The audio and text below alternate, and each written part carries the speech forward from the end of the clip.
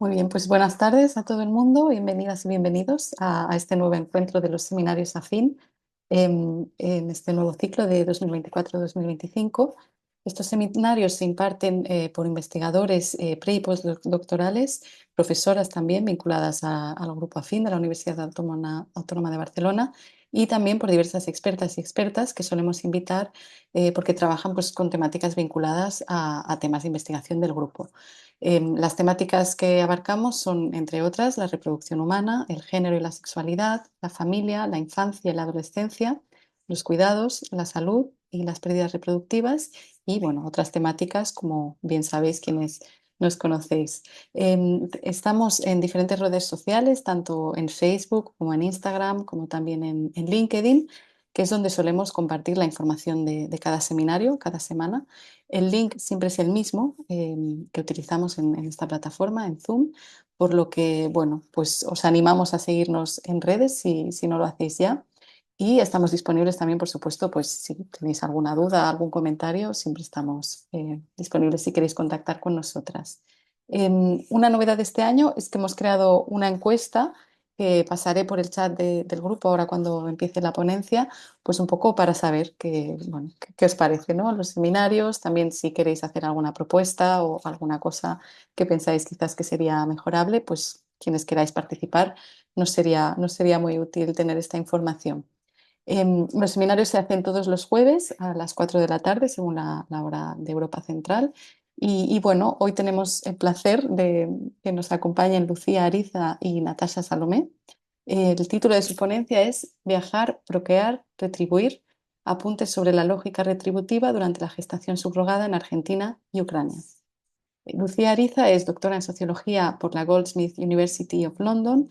También es investigadora del Consejo Nacional de Investigaciones Científicas y Técnicas de la Universidad de Buenos Aires y actualmente co-coordina la especialización en genética, derechos humanos y sociedad de la Universidad Nacional 3 de Febrero, donde además es docente. Natacha Salomé, por su parte, es doctora en psicología en la Universidad de Buenos Aires. Es actualmente investigadora en el Consejo Nacional de Investigaciones Científicas y Técnicas y dirige a su vez desde el año 2019 la Diplomatura de Psicología en Reproducción Humana Asistida y UNIR SAMER de la Sociedad Argentina de Medicina Reproductiva. Así que, bueno, pues os doy la palabra, Lucía y Natacha, para quienes, si queréis dejar algún comentario durante la ponencia, podéis dejar escrito en el grupo preguntas o comentarios, lo recogeremos después de la presentación y después, por supuesto, pues habrá un tiempo de discusión para hablar con Lucía y con Natacha. Así que cuando queráis. Bueno, muchas gracias Paola por la presentación y muchas gracias a Fin por la invitación. Siempre es un placer compartir con ustedes. Y además en esta ocasión estamos presentando resultados que son bastante nuevos para nosotras, así que también estamos expectantes por ese feedback que podamos tener hoy con ustedes. Así que bueno, vamos a compartir una presentación que la va a compartir Salo. Muy bien. Bueno, ahí ya les contaron el título de nuestro trabajo de hoy y en la primera diapo hacemos un breve resumen de nuestros objetivos de esta presentación. Queremos contextualizar legal y culturalmente la práctica de la gestación por sustitución en Argentina y las movilidades reproductivas que se dan entre Argentina y Ucrania.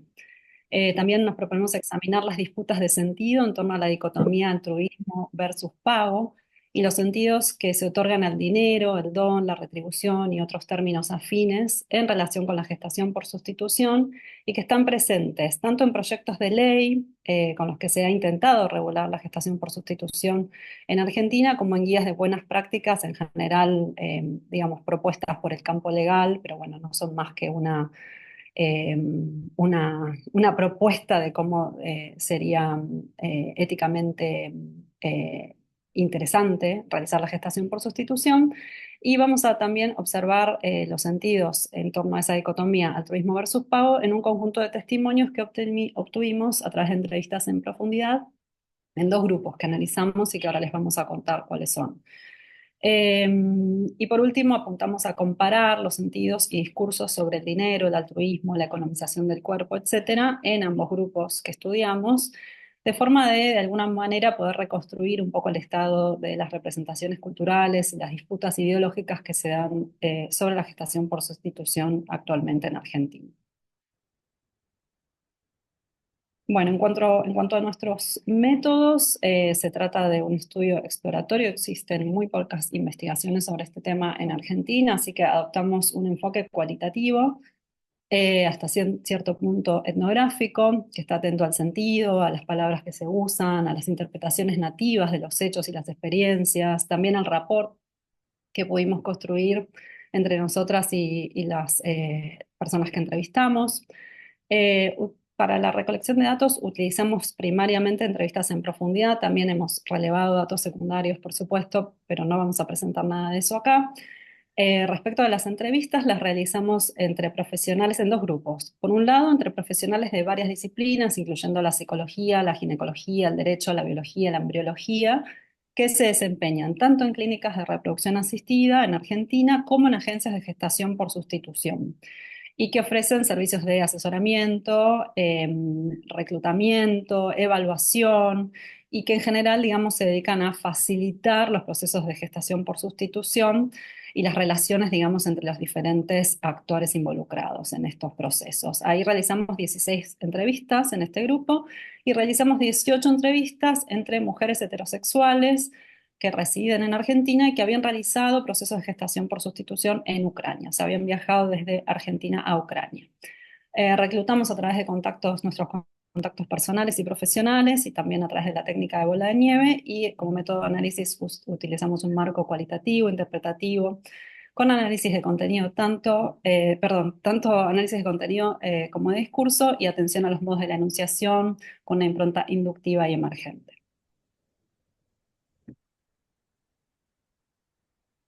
¿Pedís vos, Salo?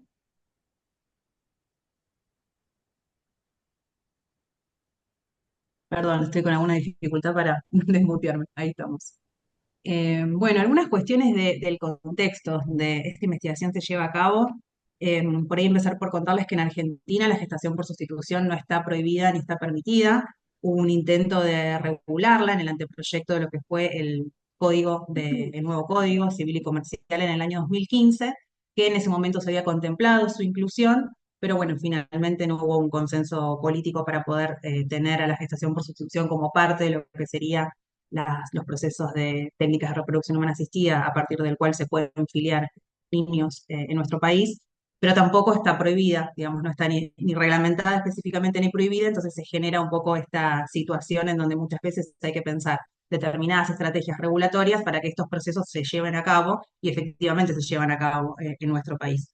Las estrategias que se han utilizado habitualmente, les diría, si pensamos en el 2015 como el momento de sanción del Código Civil y Comercial, donde se incluyen a las técnicas de reproducción humana asistida como una nueva fuente de filiación a la actualidad, la estrategia más prioritaria o más hegemónica para poder llevar a cabo un proceso de gestación por sustitución fue la autorización judicial previa. Esto quiere decir que los padres de intención, las parejas comitentes, las personas que quieren iniciar un proceso de gestación por sustitución, que tienen deseos de tener un hijo de esta manera, solicitan una autorización judicial a un juez y en caso de que esa autorización sea positiva, que es lo que sucede en las mayorías de las sentencias que tenemos, el proceso se avanza. Eso pasaba generalmente en casi todo el país, a excepción de Ciudad de Buenos Aires, que contaba con una disposición específica que permitía la inscripción directa del bebé, el nacimiento del bebé, a nombre de la pareja comitente, eh, sin hacer una intervención judicial.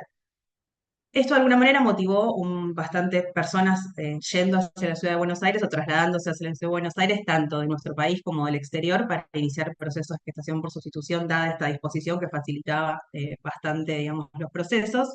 Y a su vez, estos procesos fueron acompañados desde el comienzo con guías de buenas prácticas que fueron elaboradas desde los marcos, desde los campos legales, psicológicos, médicos. Lo que bueno, lo que se empezó a notar y lo que es por ahí también de público conocimiento es que sí, en el último mes, en los últimos meses, este año sobre todo, eh, se generaron acciones legales contra algunas clínicas y algunas agencias en donde se culpaba a las personas que participaron de estos procesos o se los imputaba de no haber podido evaluar las condiciones de las gestantes en las cuales participan estos procesos, y esto generó, bueno, por el momento un cambio en cómo se venían haciendo las cosas. Esta disposición que les contaba recién se canceló o no se sigue haciendo de este modo. Bueno, ahí, digamos, es como hay tanto movimiento en este campo que es difícil situar contextualmente todo lo que está pasando en este momento, pero es como un momento bastante difícil para hacer un proceso de gestación por sustitución en este momento. Eh, bueno, acá con esta diapo yo nosotros lo que queríamos mostrarles un poco son como los diferentes actores que intervienen en estos procesos. Como les contamos recién, son procesos que se llevan a cabo dentro de lo que sería la medicina reproductiva, es decir, que participan los médicos, los centros de fertilidad, para que esos procesos puedan iniciarse, ¿no? Con la transferencia de un embrión se pueda lograr en el marco de un procedimiento de reproducción asistida. Pero principalmente los dos actores que son más relevantes para que estos procesos se lleven a cabo son tanto los equipos psicológicos como los equipos legales. Esto es así porque a la hora de presentar una autorización judicial para que estos procesos se inicien, el juez pide una autorización, un informe técnico de estos equipos, ¿no? Que los psicólogos puedan evaluar la competencia y la aptitud de todas las partes involucradas en este proceso y que se pueda garantizar la filiación de este nacido en las parejas, en las personas, los padres de intención que desearon ese bebé y no la gestante. En ese sentido, les queremos mostrar ahora algunas citas que estuvimos de nuestro trabajo de campo que muestran un poco estas diferencias en cómo, si pudiéramos identificar dos grupos distintos o tipos distintos de acuerdos. Por un lado, aquellos acuerdos en donde se marcan los procesos de gestación por sustitución en un marco intrafamiliar o familiar o conocido. En este contexto prima una lógica del altruismo, de la solidaridad, del afecto, en donde se inician esos procesos. Y también ocurren algunos acuerdos que no se enmarcan en ese tipo de vínculos, sino en un vínculo donde no hay un vínculo previo entre las partes, sino que se conocen para iniciar estos procesos. Pueden ser mediados por agencias o no, digamos, las agencias son otro de los actores que están de alguna manera satelitando dentro de lo que serían los procesos de gestación por sustitución. Y la diferencia que notamos es que cuando intervienen agencias hay un acuerdo más explícito acerca de la compensación económica y de los pagos que se efectúan en este contexto, que no aparece en una lógica de acuerdos que son intrafamiliares o con donantes conocidos. Ahora vamos con gestantes conocidas o dentro del grupo familiar. De alguna manera, esta lógica del altruismo que nosotras estamos tratando de identificar para estos procesos y para estos intercambios está inscripta en lo que sería el contexto ético-normativo. Y esto lo vemos, por un lado, en esta disposición que yo les comentaba que estuvo vigente desde el 2017 hasta casi este año. Digamos, durante todos estos años, los procesos de gestación por sustitución en Ciudad de Buenos Aires podían inscribir a los niños a partir de esta disposición, que marca justamente que se llevan a cabo procesos que se denominan como gestación solidaria, ¿no? Se enfatiza que esa es la manera en donde se pueden realizar estos procesos. Asimismo, las guías de CATRA, las guías de esta comisión que evalúa específicamente los procesos de gestación, enfatiza de alguna manera que para que un proceso sea exitoso es necesario que exista un vínculo afectivo previo, que exista un lazo entre la gestante y los padres de intención y los comitentes, y ese vínculo y ese afecto, ese conocimiento garantizaría o impediría de alguna forma algún tipo de explotación o de comercialización de estos procesos. Lo que pasa muchas veces con esto es que si bien aparece en la normativa como lo deseable y lo ideal y lo esperable, cuando nosotros analizamos la práctica y cómo los casos se llevan a cabo, vemos que eso no sucede siempre así. Entonces, de algún lado, de alguna manera, podemos pensar cuáles son las consecuencias de esta lógica del altruismo que parece, digamos, organizar todo lo que sería el intercambio de estos acuerdos y lo que produce como este doble estándar. Lo vemos, por ejemplo, en esta cita de una abogada especialista que llevó muchísimos casos de gestación por sustitución. Ella decía, todos estos proyectos son muy de manual, son muy teóricos, pero son completamente inaplicables en la práctica. Esto de que entre la gestante y la pareja debe haber una relación de afinidad. Ok, dice ella, ¿qué es la afinidad? O sea, me parece que están obligando a que se generen relaciones donde no las hay. Asimismo, esta lógica del altruismo también como un principio podríamos pensar rector y que enmascara situaciones en donde efectivamente existen acuerdos económicos entre las partes, pero como debe hacerse de este modo, después esos acuerdos es bastante difícil de blanquear, ¿no? Otra de las entrevistadas nos decía, el principio del altruismo está vigente todo el tiempo, pero es una posición ideal, contraria a la realidad. Es como cuando ella dice, que teníamos prohibido el aborto. Sí, hermoso el derecho a la vida, lo defendemos, divinos del discurso, firmamos el Pacto de San José, defendemos la vida, todo, queda divino. Pero en los hechos vos tenías a las madres que se morían en la calle con una percha, como sabemos que pasaba. Y fíjate que al blanquear las cosas no cambió. Cuando salió la ley de divorcio, la gente no salió corriendo a divorciarse.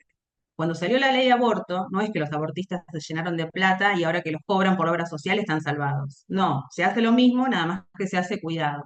Si esto, ¿no? La gestación por sustitución, sale determinadamente regulado, es decir, que pueda recibir una compensación, es decir, se especifica en la regulación que existe una compensación y que eso es posible, ella dice, no sé si está mal, porque estás blanqueando la situación, la estás regulando. Porque lo otro que hacen, que haya un pago por atrás, se hace un regalo, no pareces. Dice, y esto es hasta terrible, porque está todo el tiempo el miedo entre las partes, ¿no? Que están haciendo algo, ese miedo, como que están haciendo algo que no tienen que hacer, o aparecen estos eufemismos de recibir un regalo, porque si de repente aparece algo del dinero en este tipo de acuerdos, es contrario a la lógica que debería primar, que es una lógica altruista y solidaria. Después también encontramos que este tipo este constructo que estamos tratando de analizar en las clínicas, sobre todo cuando son profesionales los que llevan a cabo las evaluaciones que trabajan dentro de las clínicas de reproducción asistida, se materializa mucho en la recomendación de empezar a buscar a la gestante por estos círculos de pertenencia, ¿no? Y en este caso nos contaban, dicen, en lo particular, yo siempre doy el mismo consejo. Hay que abrir el tema en los círculos de pertenencia social, en las familias, con los grupos de amigos, en el trabajo, incluso hasta en las charlas ocasionales. Siempre cuento la anécdota de una señora que vino una vez con una gestante y me dice, no te podés imaginar de dónde la saqué. No sé, le digo yo, de la secretaria del dentista. Son esas charlas que uno dice, viste, vas al médico y estás esperando y te pones a charlar con la secretaria, que te cuenta, y bueno, era una secretaria de años que ella conocí y le contó. Y al mes siguiente, cuando volvió al médico, le dijo, che, ¿sabes qué? Me quedé pensando en lo que me dijiste. Yo tengo una sobrina que me comentó este tema. ¿Querés que le pregunte si a ella le interesa? Sí, sí, obvio. Bueno, listo. Se ha formado una pareja, como decía Roberto Galán. ¿No? Después vemos de nuevo en este modo de pensar las consecuencias prácticas de este principio, ¿no? Este constructo, es que se busca de alguna manera empezar a buscar antes de ir a las redes, antes de ir a Facebook, antes de ir, digamos, a otros lugares a buscar gestantes, empezar a tratar de encontrarlos en los vínculos más cercanos. A diferencia de lo que sucede en las clínicas, en las agencias, que podríamos pensar que se prioriza una lógica más de la negociación, porque de alguna manera, como les decíamos al principio, está más explicitado y está más organizado los pagos que se van a recibir, en qué momento se los van a recibir, cómo se van a hacer esos pagos. Eso aparece como de un modo explícito. Una de las entrevistadas nos decía, hubo un caso que se le ocurrió justo el día que tenía que firmar el consentimiento, 2 días antes de firmar el consentimiento, se le ocurrió que ella quería cobrar el doble la gestante, ¿no? Quería cobrar el doble de compensación con operación de lolas y que quería hacer toda la panza porque la gestación por sustitución le iba a variar el cuerpo en todos esos sentidos y ella quería salir igual de como entraba.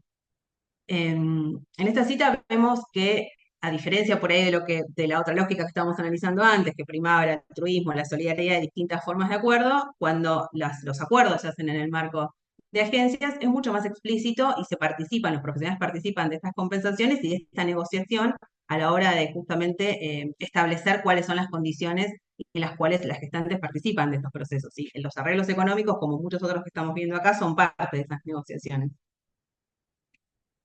Bueno, hasta ahí. Bueno, muy bien. Ahora vamos a pasar a analizar algunos breves resultados de las entrevistas que realizamos con mujeres que viajaron a Ucrania para hacer gestación por sustitución.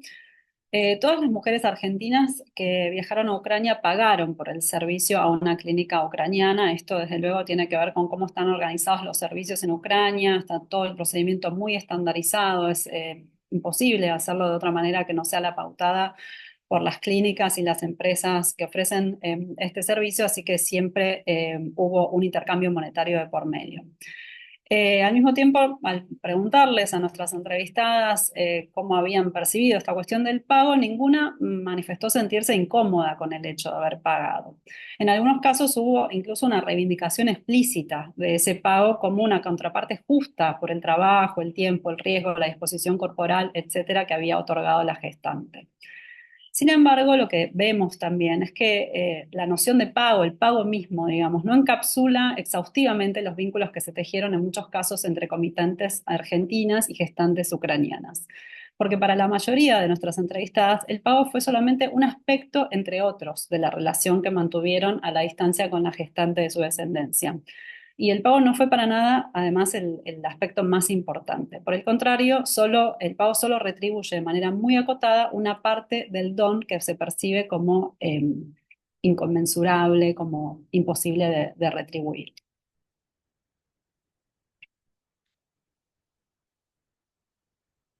Em, Y yendo un poquito a lo que es la relación entre los pagos y los regalos, que también es algo que fuimos observando en las entrevistas, que había ocurrido, que además de pagos hay regalos entre comitentes y gestantes.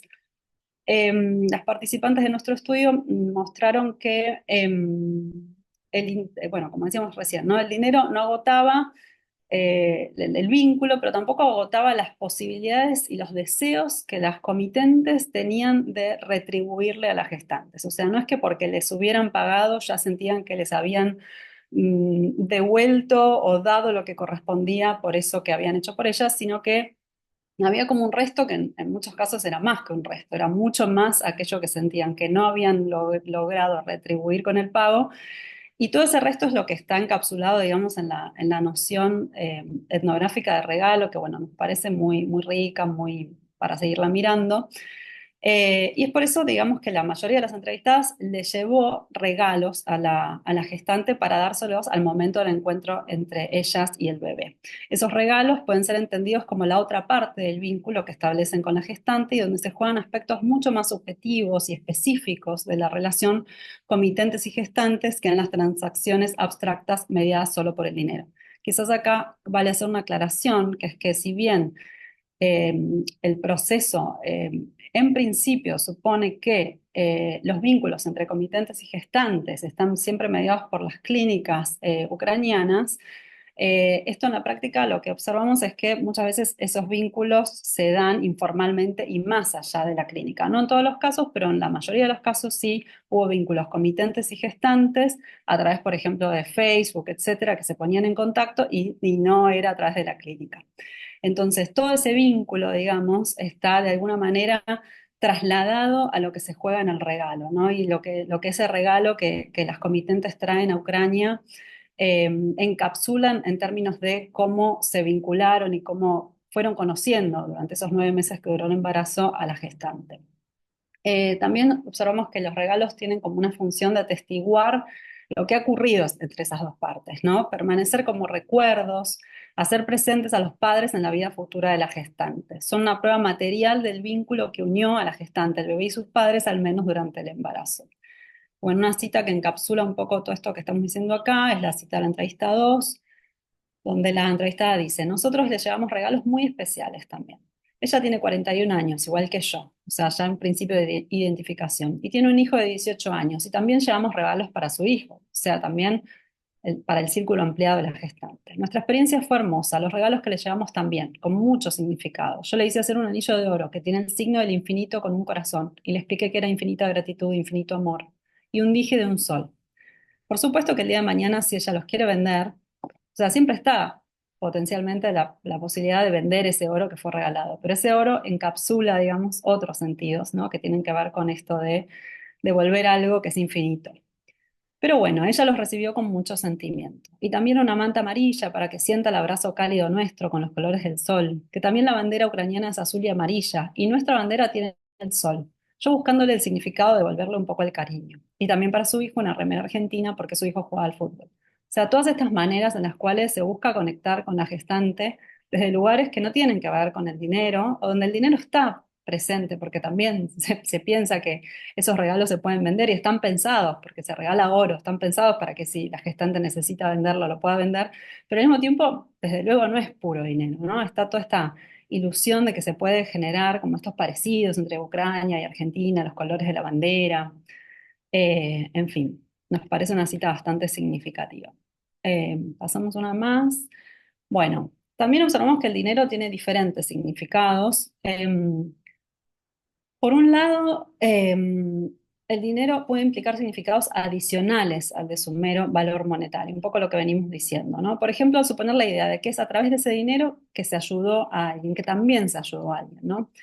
Esta cita, por ejemplo, ella tiene su marido, el papá de su hijo, viven juntos. Posiblemente también lo hacen porque ellos con este dinero acceden a comprar una propiedad, muchas veces lo destinan para la carrera de su hijo, lo que ya sabemos, ¿no? Entonces, como que bueno, también nos gratifica saber que su hijo logró estudiar una carrera universitaria gracias a nosotros y nosotros logramos tener nuestra hija gracias a ella, ¿no?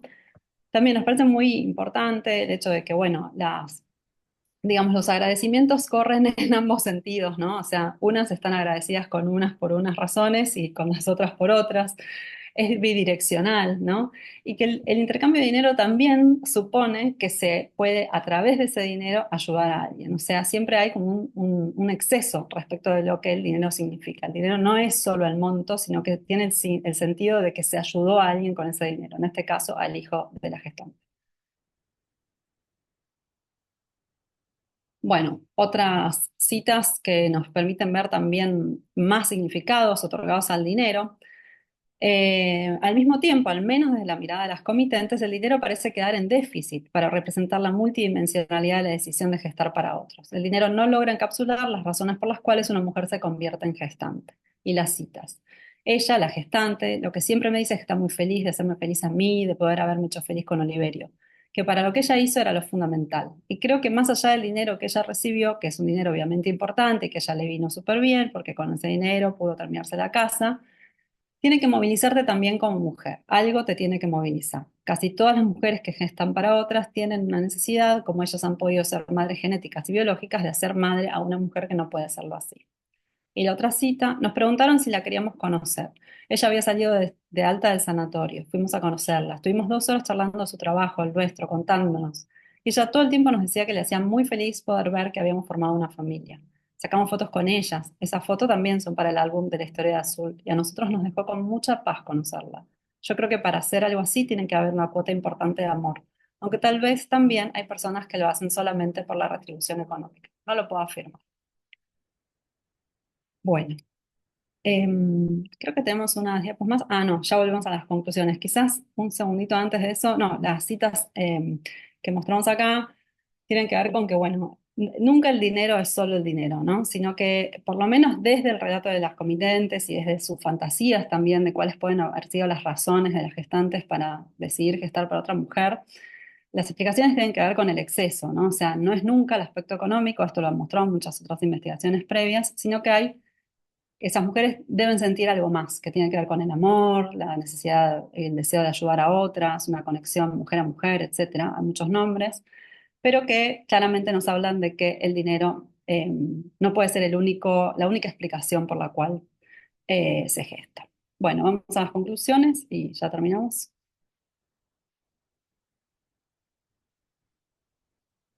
Ahí está. Bueno, algunas conclusiones, como ves, se tratan de dos poblaciones distintas, ¿no? De lo que estamos trabajando. Por un lado, yo les conté más acerca de los datos que tienen que ver con los profesionales que intervienen en estos procesos, y voy a tratar de hacer algunas conclusiones de ese grupo. Eh, Creo también lo que tratamos de mostrarles que vincula fuertemente a estas dos poblaciones distintas de entrevistados es justamente las diferentes formas en las que participa el dinero y las cuestiones de la retribución en estos procesos, que para nada es una cuestión dicotómica y nos parecía que dándoles estas pequeñas citas de los entrevistados se podía ver eso, ¿no?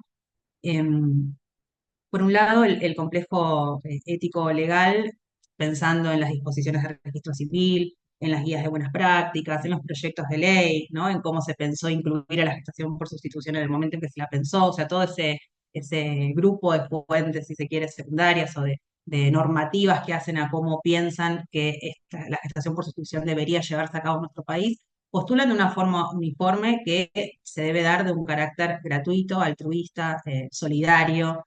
En ningún momento aparece la posibilidad de pensar algo del orden de la compensación, algo del orden de una regulación de una compensación, o cómo establecer incluso lo que sería el precio, quién establecería el valor, si se pudiera hablar de un valor, pero ni siquiera estamos como pudiendo pensar en hablar de un valor. O sea, como que se hace solidario, altruista y gratuito, o no se hace o no se hace directamente. Por otro lado, lo que vemos es que justamente desde los relatos de los profesionales que se desempeñan en las clínicas, en los centros, en los ámbitos privados, es decir, los colectivos profesionales que trabajan y accionan para que estos procesos se lleven a cabo, vemos que eso muchas veces no pasa así. Por supuesto, hay casos en donde se dan procesos intrafamiliares que tal vez no son los mejores o los más lindos de todos los procesos que llevan a cabo, pero hay muchos en donde las personas no tienen posibilidad de conseguir una gestante conocida, no tienen una prima, no tienen una hermana que lo haga por amor y necesitan conseguir una persona que lo haga, que no invalida, que no sean conocidos, a que no pueda haber amor y que no se construya el vínculo a posteriori y no previo, ¿no? Toda esta cuestión de que tiene que haber un vínculo previo, a veces dificulta mucho de que estos procesos se lleven a cabo. Acá pusimos que si bien en muchos casos se insta desde estos espacios profesionales a que la gestante provenga del entorno cercano, y esto es un poco las recomendaciones que escuchamos de los psicólogos que trabajan en clínicas, ¿no? Empiecen a buscar por su círculo familiar, por su círculo de pertenencia, hablen con todas las personas que conocen a ver si de repente aparece alguien disponible para hacerlo. Pero existen estas relaciones, ¿no?, de confianza en donde la gestación se lleva a cabo de esta forma, siempre en el amparo de lo que sería el altruismo y la solidaridad, a diferencia de lo que pasaría si de repente existe una distribución, una retribución económica. Y por otro lado, vemos que cuando intervienen agencias, intervienen otros tipos de intermediarios en estos procesos, esa retribución aparece como algo un poco más explícito ya, no un poco, aparece más explícito en estos intercambios, y además es lo que facilita de alguna manera que mujeres se acerquen también a querer gestar, cuando eso se puede conversar por lo menos, o se empieza a negociar acerca de estos procesos.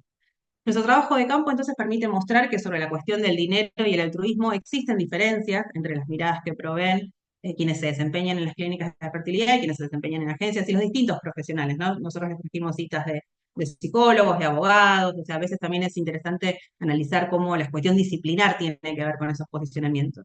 No es lo mismo la injerencia de un abogado que interviene en estos procesos para certificar la afiliación del nacido que es lo que escucha un profesional de la psicología que va a estar evaluando si esta persona puede llevar adelante un proceso o no. En ese sentido también es interesante, que no lo presentamos ahora, pero está bueno para pensar cómo se relaciona con las intervenciones, con la profesionalización de los equipos a lo largo de todos estos años. Y existen, especialmente desde las agencias, prevalece esta denuncia por el doble estándar, ¿no? Un poco con las citas que vimos también de las abogadas. Queremos que sea de una manera, queremos que sea altruista y solidario, pero sabemos que hay dinero, no podemos dar fe de eso, porque si no entramos en un conflicto de intereses, dicen las abogadas, y damos fe de que hay algo del orden del intercambio económico, pero sabemos que eso pasa. Y eso que pasa por abajo, que pasa por atrás, muchas veces socava sobre todo este principio ético de la solidaridad, que se establece como la forma en que debería hacerse este tipo de procesos. Bueno, y para terminar, algunas breves conclusiones del campo que realizamos con las que viajaron a Ucrania. Vemos que en todos los casos los intercambios tuvieron que ver con el dinero y con llamar, digamos, a estos intercambios monetarios como pagos, con todas las letras, sin intentar nombrarlos de otra manera, ni ningún eufemismo. Pero, sin embargo, nuestras entrevistas muestran que, por lo menos desde el punto de vista de las comitentes, el intercambio monetario no agota el tipo de vínculo que se tiene con la gestante, ni las razones por las que se imagina que se realiza la gestación para otros. Por el contrario, casi todas las comitentes desearon y de hecho mantuvieron vínculos con las gestantes antes, durante y después del embarazo. Estos vínculos estuvieron caracterizados por emociones como el afecto y el amor, la reciprocidad y el agradecimiento. Por lo tanto, mientras que en el caso de las gestaciones entre Ucrania y Argentina el elemento económico era inapelable e inevitable, porque era como estaba planteado desde las clínicas ucranianas, su existencia, o sea, el dinero, no obstaculizó el desarrollo de emociones, formas de conexión y razonamientos que van más allá de lo económico sin negarlo. Sin negarlo, sin llamarlo de otra manera, sin decir que no existe. Estos resultados nos permiten concluir que mientras el ámbito argentino permanece sin regulación, pero se guía por principios autopromulgados por el campo ético-legal, con mucho énfasis, como decía Salo recién, en el altruismo, en la gestación, los vínculos preexistentes entre gestantes y comitentes y la gratuidad, la experiencia ucraniana pone de relieve que el intercambio económico no es un obstáculo para la existencia de elementos solidarios y altruistas en la donación. La lógica de la exclusión mutua entre gratuidad, altruismo por un lado y pago, economía por otro resulta ser etnográficamente imprecisa y éticamente impracticable. Bueno, hasta aquí llegamos. Muchas gracias por escuchar. Muchas gracias a las dos. Nada, bueno, muy interesante. No, como os decía, no se había escuchado hasta ahora. Bueno, habéis dicho, ¿no? Que es una investigación que estáis empezando ahora, pero realmente es un tema muy interesante. Se conecta mucho, ¿no? También con el contexto español, en nuestro caso la donación de óvulos, en realidad, ¿no? Todo este tema del altruismo, el pago, bueno, hay muchos puntos en común y muchas cosas que se diferencian también. Yo el tema de la gestación subrogada en particular no lo conozco mucho, o sea que os agradezco este estudio porque creo que es muy, bueno, muy relevante, ¿no? Y sobre todo comparar respecto a otras temáticas, quizás a nivel reproductivo. Si os parece, voy a compartir, porque ha dejado escrito Diana Mar en el chat también, pues algo relacionado, ¿no? Un poco con donación de óvulos. Ella ha dicho que se tenía que desconectar, pero ha dejado este comentario. Dice, los datos coinciden con los que nosotros presentamos en el artículo de 2018 sobre trabajo reproductivo, es decir, la aceptación de remunerar a la gestante, lo que también vimos que no sucede con la donante de óvulos. Lo conversamos con tiempo. Bueno, no sé si queréis comentar algo sobre esto o si estáis como al tanto, ¿no? del trabajo que ha hecho Diana, si habéis hablado en otros momentos, pero bueno, si queréis hacer alguna conexión respecto a lo que sabéis también, ¿no? Del contexto español, sería Sí. interesante. No, sí, sí. O sea, acá por una cuestión más que nada de brevedad, no llamamos toda la literatura que existe sobre Ujú. este tema, que evidentemente, digamos, es bastante coincidente con nuestros resultados, en el sentido de que parecería que una cosa no quita la otra, ¿no? O sea, tanto en lo que es la donación de óvulos, que como señalas Paula, tiene muchos vínculos, quizás también sería interesante pensar las diferencias, ¿no? Pero hay interesantes continuidades, digamos, en cómo se enmarca la donación de óvulos y toda esta cuestión de dónde queda el altruismo y dónde queda el pago, y la cuestión de la gestación por sustitución.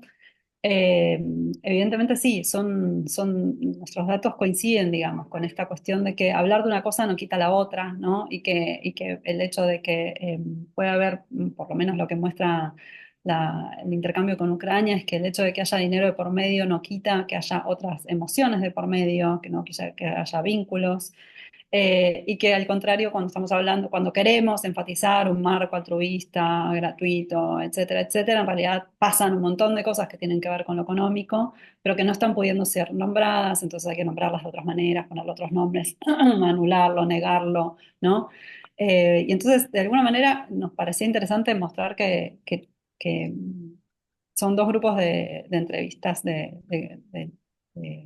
entrevistados muy distintas, pero al mismo tiempo nos hablan de un mismo problema, ¿no?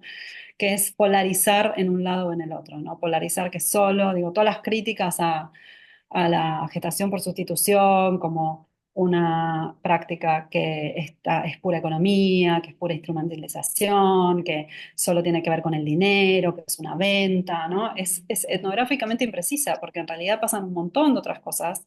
Aunque el dinero está presente, pasan un montón de otras cosas que tienen que ver con, con elementos que no son pura economía. Y bueno, un poco lo mismo nos pasa con las entrevistas entre profesionales, así que sí, es coherente con trabajos previos, desde luego. Ujú. Bien. Si os parece, bueno, yo voy diciendo preguntas, ¿vale? Han dejado en el chat otra pregunta y bueno, ya decís vosotras queréis ir añadiendo. Matilde Casou dice, a partir de vuestra conclusión, ¿cómo podríamos volver a vuestra introducción y sugerir maneras en las que incorporar vuestros resultados a la hora de imponer regulaciones? ¿Deberíamos empujar hacia un marco legislativo más formal que pueda proteger a ciertas actoras? Sí, justo ayer hablábamos de eso con Lu cuando estuvimos conversando sobre la presentación, que es, digamos, no es es como que hay que comprender también el contexto de nuestro país para pensar si una regulación donde se establezca un monto, se establezca de alguna manera una regulación asociada al dinero, podría ser factible. Y ahí ya entramos como en el problema de que lo vemos bastante difícil en algún sentido, porque pensando en otros contextos, ¿no? Lo que sería, por ejemplo, la compensación de la donación de óvulos. Si bien en el caso de la donación de óvulos aparece una compensación explícita, tampoco es un monto que esté asociado digamos, a qué parámetro le podríamos asociar para decir, bueno, va a haber un monto y lo va a reglamentar determinado ministerio, determinada secretaría, determinado órgano que pueda regular. Y ahí entramos como en los grises y en las dificultades de poder establecer quién regularía ese monto, quién lo pondría. Hay muchos profesionales cuando les preguntamos si les parecería bien, por ejemplo, que en una regulación aparezca explícita una compensación, y nos dicen que no, porque en realidad esa limitación va a ser justamente que haya menos gestantes que quieran donar si consideran que el monto que se les ofrece no es el acorde. Entonces, por un lado, tal vez liberalizarlo como está ahora, o que el mercado regule más o menos el precio, que sea parte de una negociación, hace que esto sea más atractivo para las personas que intervienen. Pero por el otro lado, desprotege muchísimo a estas personas y el poder de negociación va a estar siempre pensado en una relación asimétrica y la donante, la gestante en este caso, va a ser la parte más vulnerable y con menos poder de negociación a la hora de participar de ese tipo de acuerdos. Yo creo ahí lo difícil de nuestro sistema jurídico es pensar, cuando se empieza a hablar de que hay algo del orden de la compensación que podría entrar a jugar, automáticamente se piensa desde una comercialización, como decía, de la venta del cuerpo, de que se están vendiendo niños, se están comprando, se están alquilando vientres, rápidamente se polariza, y no se puede pensar en una estructura distinta que proteja a las gestantes desde un marco de una compensación establecida, por ejemplo, por organismos institucionales o por ministerios o por alguien que establezca un, un monto. Entonces eso por ahí es bastante difícil de que un texto normativo lo recoja y queda un poco librado a, bueno, a esto que vemos en la práctica, ¿no? Que pasan distintos tipos de acuerdos, pero todos sabemos, pero nadie los especifica de alguna manera. Ujú. Sí, sí. Y yo os quería preguntar, o sea, a nivel, bueno, las participantes del estudio, ¿no? Y todo este tema, bueno, de la relación, ¿no? Esta que habéis explicado además que se construye o el tema del regalo, habéis identificado también, claro, yo hablo del tema de donación de óvulos en España, ¿no? Que es lo que conozco un poco más. O sea, hay veces preocupación, digamos, por parte de las receptoras de por cuál es la motivación, digamos, ¿no? De una persona para hacer una gestación subrogada, sobre cuál es su situación vital, ¿no? No sé si esto cambia en el momento quizás de conocerlas, si se conocen y se genera una relación. No sé si estáis mirando este tipo de cosas, ¿no? Pero un poco este miedo a en qué situación está esta mujer, ¿no? Como para tomar este tipo de decisión, porque yo tampoco quiero aprovecharme, digamos, ¿no? De una persona que está en una situación de vulnerabilidad extrema. Os digo porque, bueno, ya esto es, ¿no? Muy común en el tema de la donación en España, también teniendo en cuenta que tenemos el anonimato, ¿no? De por medio y que muchas veces también es estar frente a una persona que no sabemos quién es, ¿no? Y cuya situación no se conoce. Entonces, me preguntaba si aquí también aplica o no es algo que haya emergido en las entrevistas. No, la verdad que no tanto, pero me parece que eso tiene mucho que ver con que eh, había una confianza muy grande de las madres de intención, las comitentes, en todo el sistema ucraniano, en las clínicas, en la legalidad, en el hecho de que hay una ley, de que es algo que se realiza hace tiempo, de que hay un conjunto, digamos, pensar que no hay que las posibles situaciones de abuso, etcétera, están, digamos, están controladas, están excluidas, ¿no?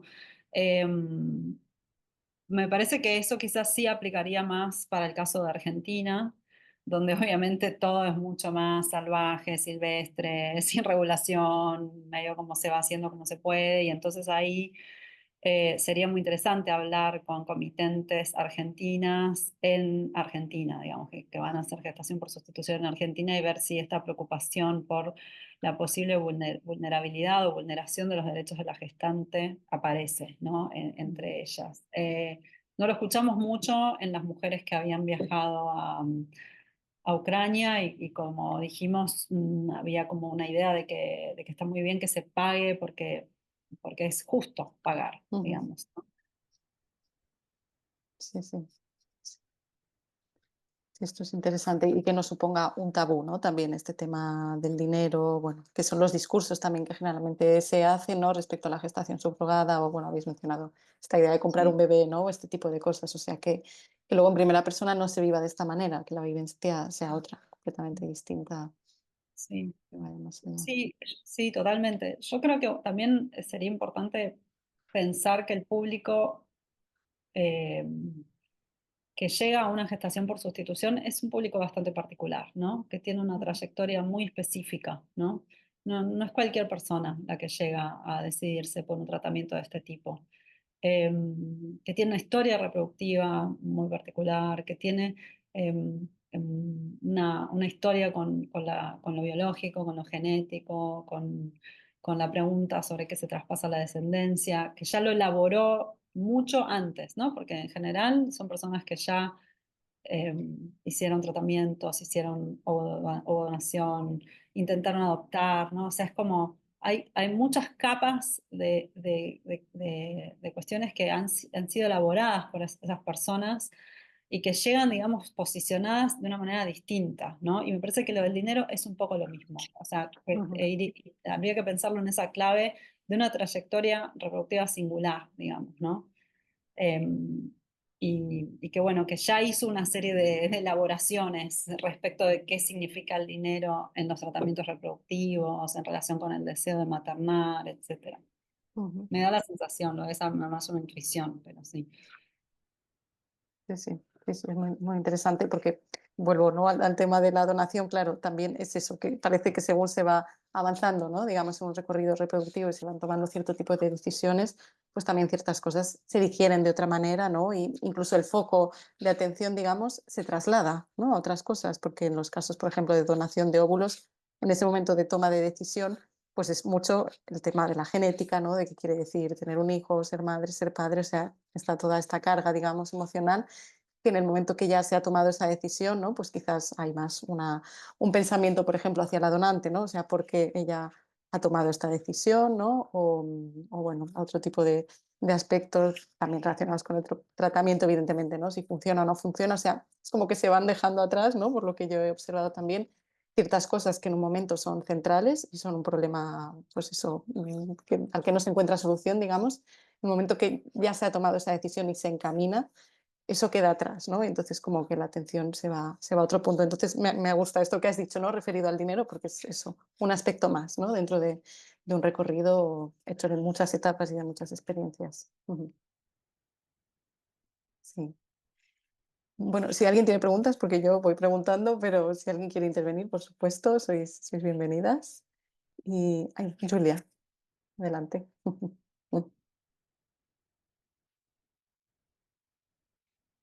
Bueno, ante todo, muchas gracias, Lucía y Natacha, por esta gran presentación. Me ha encantado. Am, yo odio cuando hay las preguntas que son más un comentario, pero me temo que esta vez voy a hacerla yo, lo siento. Y mientras hablabais de los regalos, pensé en cómo es difícil conceptualizar los vínculos de la subrogación en algo que no sea algo como una familia. Me explico. Cuando habláis de, o sea, esta cosa de no solo te estoy llevando, o sea, dando el dinero, sino que te llevo un regalo, que es esta pequeña cosa de más, es algo que se hace en familia también, ¿no? Por ejemplo, esto que decíais, la pulserita y el collarito, en Italia se hace mucho que te regalan estas joyas de oro ya esperándose que un día, si tienes un problema económico, pues las usarás para irte de vacaciones. Por ejemplo, lo típico, la joya del bautizo, pues llegados los 18 20, toda la gente se los funde para irse de vacaciones, por ejemplo.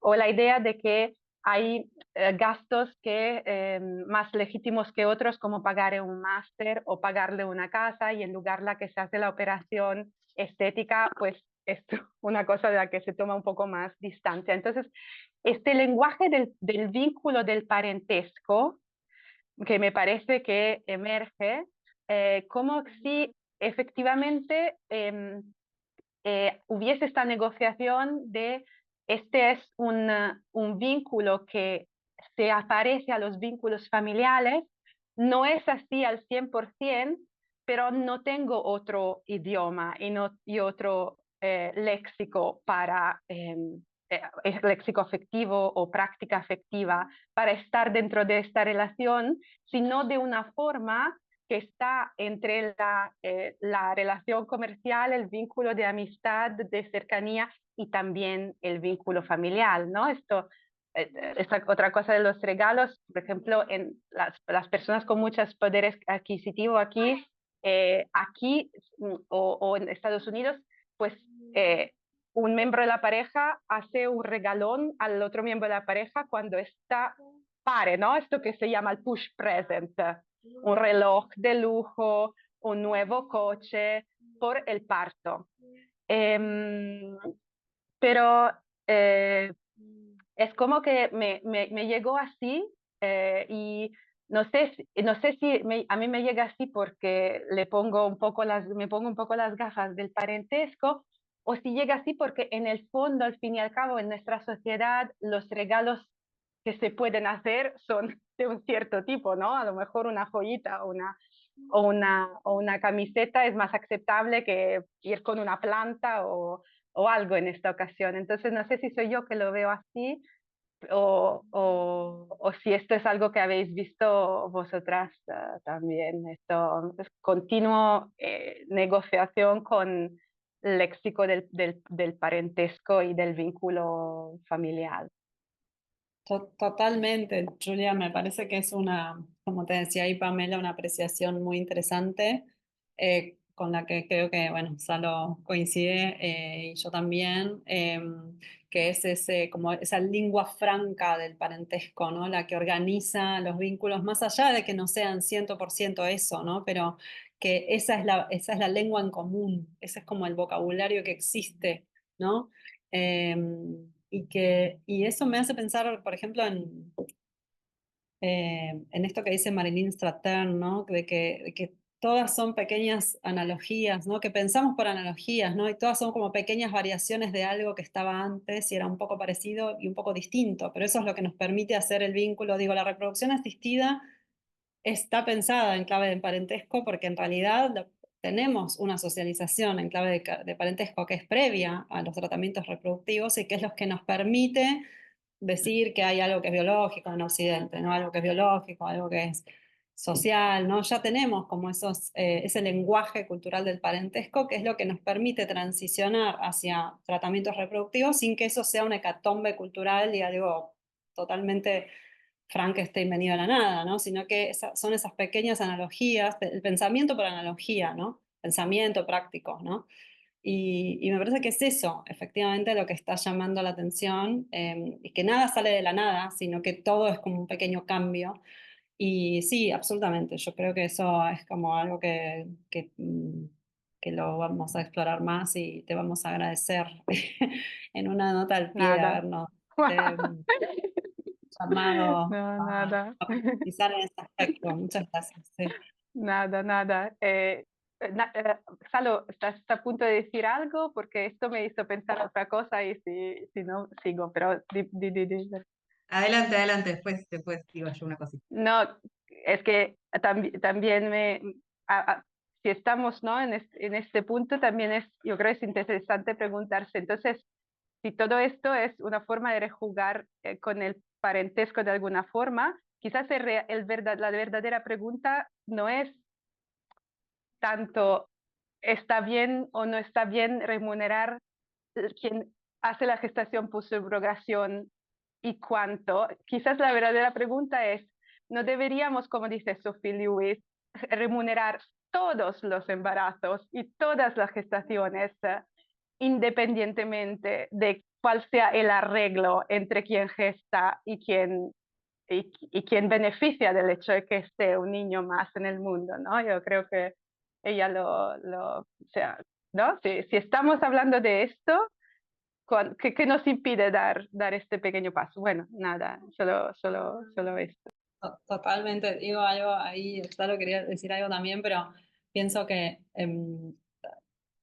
es eso y es de una manera más amplia poder dar cuenta de cuánto de económico y cuánto de dinero hay en nuestras relaciones familiares, biológicas, sin intervención técnica, continuas, ¿no? O sea, como que no está en nuestra, quizás en la retórica occidental del parentesco, hay una exclusión entre economía y familia, ¿no? O sea, como no son vínculos que están mediados por el dinero en nuestra idea, imaginación de lo que es el parentesco, pero en realidad sí, el dinero está todo el tiempo dando vuelta en las relaciones familiares.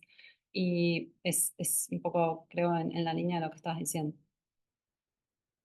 No, yo quería agregar como la nota sí al tema del regalo, porque por ahí recuperando también lo que decía Pame, ¿no? En la cuestión simbólica, no sé, Freud es como que en un momento él pensó esta ecuación simbólica, Freud en 1900, ¿no? En esa época lo estamos pensando, pero está re bueno como lo trabaja en el intercambio entre el hijo, la caca, el pene en el momento freudiano, ¿no? Esta ecuación de decir, bueno, que la mamá le pida al nene que haga caca es el regalito, y ese regalito tiene que ver con esa relación afectiva, que el nene le dé la caca a la madre, o que te llame y le diga, no, mirá mamá lo que dice, que es su primer regalo, entra esa ecuación de lo simbólico de eh, cuánto hay de uno en el regalo que uno hace del otro sin caer en que eso sea solamente lo material o solamente que después uno puede vender esa cadenita eventualmente si tiene algún problema.